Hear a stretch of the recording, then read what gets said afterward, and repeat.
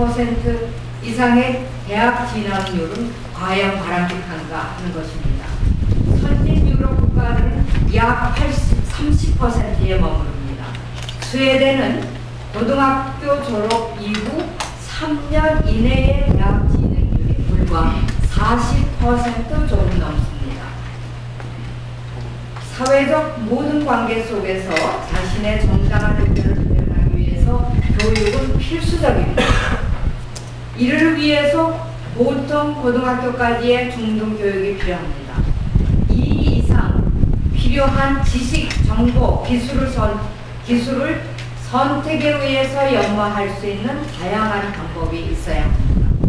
사회는 이러한 다양성 확보를 위해 다른 사회정책, 예를 들면 적극적 노동정책 등과 연계 속에서 포괄적 사회보장제도를 확보해야 합니다.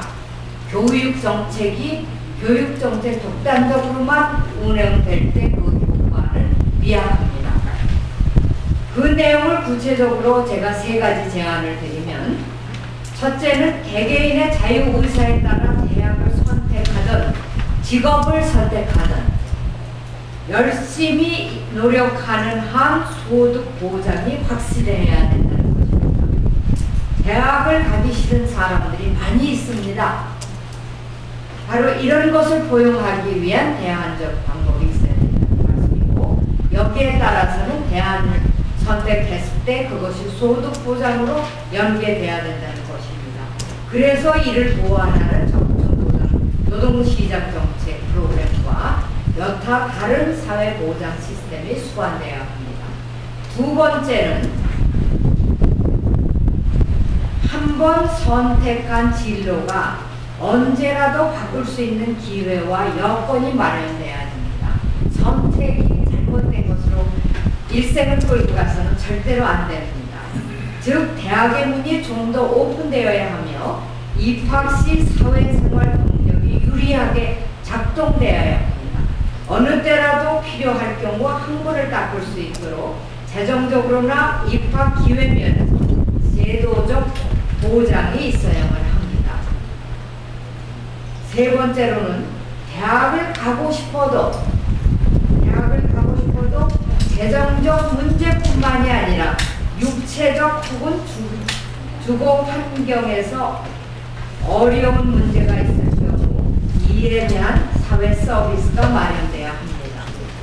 장애인을 위한 제반 도구가 있어야 되고, 인프라는 물론이고요. 그리고 학생 주거 시설의 확충과 주택 보조 문제도 해결되어야 합니다.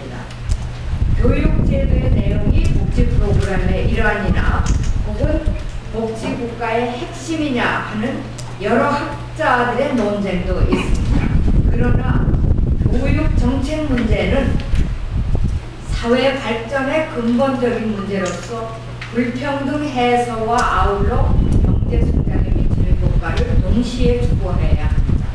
이러한 제도는 이런 것을 초기 배분의 효과를 가져온다고 얘기하고, 좀 쉽게 풀어서 얘기하면 예방적, 그러니까 갈등과 불평등을 조장하는 그런 예방적 효과를 가져온다는 얘기입니다. 종합하면은 모든 교육제도는 소득과 성적에 상관없이 보편성을 지녀야 합니다. 그리고 원하는 사람은 누구나 배울 수 있는 기회를 주고, 그런 교육권을 사회보장제도로서 뒷받침해줘야 된다는 말씀입니다. 그리고 중등교육 이후의 소득 보장도 보장이 돼야 됩니다. 개인의 삶이 존중받는 사회보장체계가 바로 이것을 보충하고 있습니다. 오늘의 등록금 문제를 기점으로 지금 정동영 의원이 오늘 토론회를 주최한 것은 단순한 등록금뿐만이 아니라 포괄적 복지 국가론이 활성화하기 위한 하나의 핵심 주제가 되기를 기대하면서 토론 보완을 이 정도로 마치겠습니다.